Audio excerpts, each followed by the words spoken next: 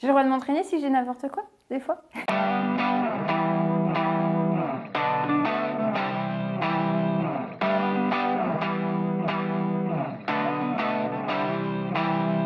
Alors, je m'appelle Florane Péloquier. J'ai fait à la base des études scientifiques en physique-chimie et suite à un master, après, j'ai travaillé 2 ans et demi à Michelin dans des laboratoires d'analyse et suite à ça, j'ai créé mon entreprise Homo Creatos de vulgarisation médiation scientifique où je crée des supports de médiation scientifique, aussi bien des jeux, des infographies et je travaille aussi bien pour des universitaires que des fois aussi plutôt des publics scolaires, grand public, voilà, c'est assez vaste. Je m'appelle Léo Pazé, je suis président de l'Association des sciences naturelles de l'Allier, aussi appelée ASNA. Notre mission, c'est de transmettre les sciences naturelles à tous les publics possibles avec le plus de médiums possible. Donc là, on a fait des expositions, comme celle qu'on va présenter pendant Expo Science, et puis il y a d'autres médiums qui sont possibles. Donc on fait des ateliers avec les scolaires, les centres aérés par exemple, on peut aller dans les EHPAD, on peut aller juste comme ça dans la ville pour faire par exemple des nuits aux étoiles. Donc c'est vraiment très divers.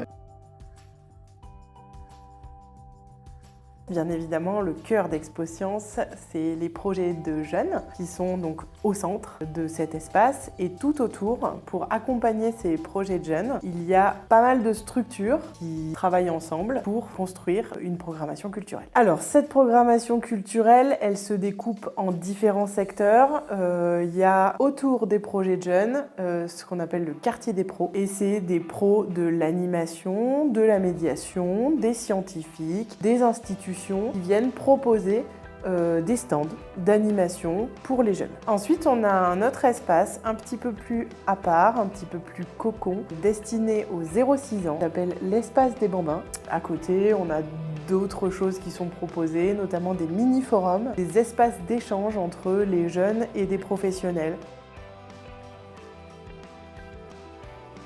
Expo Science, je trouve ça génial.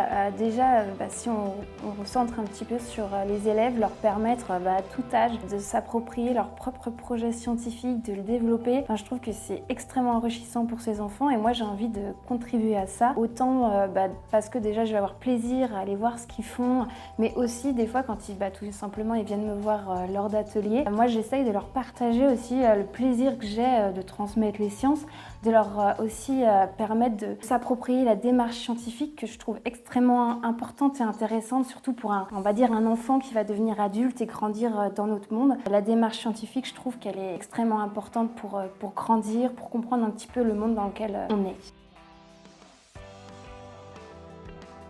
L'intérêt, c'est déjà de rejoindre pas mal d'acteurs du réseau, de pouvoir échanger avec eux, voir un peu leurs pratiques, échanger des tuyaux, des choses qu'on a envie de mettre en place ensemble. Il y a des collaborations qui naissent à Expo Science.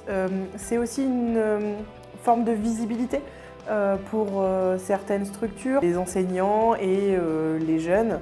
Et les familles qui viennent aussi, les accueils de loisirs, tous les gens qui sont présents sur Expo Science et ceux qui viennent en visite découvrent de nouvelles structures au sein de cette programmation. C'est aussi un super lieu intergénérationnel qui permet aux professionnels d'aller à la rencontre des jeunes, de partager leur goût des sciences, de le transmettre aussi et de donner envie d'aller un peu plus loin pour certains jeunes. Professionnellement, ça m'intéresse aussi bien parce que oui, ça peut éventuellement me créer du réseau, bien sûr, mais également parce que moi je fais de la médiation scientifique, je travaille aussi bien et pour et avec tout type de public et en fait être directement au public des enfants, ça m'apporte aussi bien dans la manière de raisonner ou parce que des fois ils vont avoir des questions et moi il va falloir que je m'adapte à ça, que j'essaie de trouver des manières de faire passer des messages ou de leur faire comprendre des choses tout en restant le plus juste possible. Et les enfants c'est un public super parce qu'ils interagissent très rapidement avec nous, on comprend tout de suite s'ils ne nous suivent pas et inversement ils vont être souvent très enthousiastes quand ils vont comprendre, quand ils vont avancer. Et ça, c'est génial, quoi. C'est aussi bien enrichissant que fascinant. C'est très important pour nous de nouer le plus de liens possible. Nous, comme on est basé, comme notre nom l'indique, dans l'Allier, déjà on veut développer un peu le réseau des sciences naturelles, de la médiation scientifique dans l'Allier. Et puis le but, c'est aussi de se rallier à d'autres acteurs de la région, que ce soit le Puy-de-Dôme, le Cantal ou la Haute-Loire, ce serait vraiment super. Je vais sûrement partir sur des ateliers de chimie parce que ça en général ça plaît beaucoup. Mais faudra venir me voir pour savoir ce que je proposerai, quoi.